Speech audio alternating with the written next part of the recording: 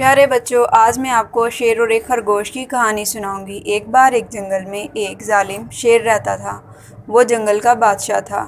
وہ جانوروں کا شکار کر کے ان کو کھا جاتا اور اپنی بھوک مٹاتا تھا۔ اسی طرح جنگل میں سے جانور کم ہونے لگے۔ جنگل کے جانور یہ جنگل چھوڑ کر دوسرے جنگل کی طرف جانے لگے اور شیر سے چھپ کر رہنے لگے۔ تمام جانور بہت پریشان رہنے لگے۔ ایک بار ایک بندر نے کہا کہ ہم ایسا کرتے ہیں، شیر کو روز ایک جانور دے دیا کریں گے جسے وہ کھا کر اپنی بھوک مٹا لیا کرے گا۔ اسی طرح ہم سکون سے زندگی گزاریں گے اور جب ہمارا وقت آئے گا تب ہم شیر کے پاس چلے جائیں گے۔ اس بات پر سب نے اتفاق کیا اور روز ایک جانور شیر کے پاس جانے لگا۔ شیر بھی اسے کھا کر اپنی بھوک مٹاتا رہا۔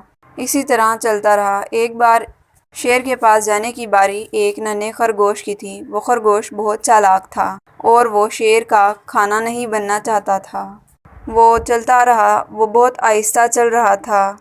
جب وہ شیر کے پاس پہنچا تو شیر نے کہا، تم اتنی دیر سے کیوں آئے ہو؟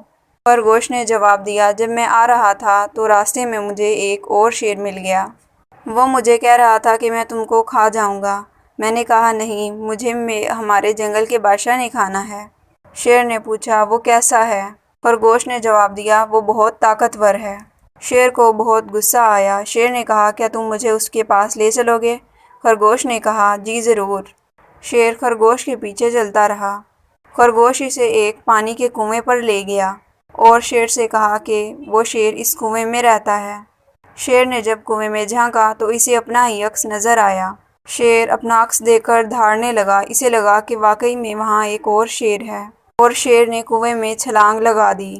اس طرح سے شیر وہاں پانی میں اس کے بعد خرگوش اور جنگل کے تمام جانور ہنسی خوشی رہنے۔ Urdu tone tells. پیارے بچوں، اردو ٹون ٹیلز کی ایسی ہی اچھی ویڈیوز دیکھنے کے لیے ہمارے چینل کو لائک اور سبسکرائب کر دیں تاکہ ہماری ویڈیوز سب سے پہلے آپ دیکھ سکیں۔ Thank you.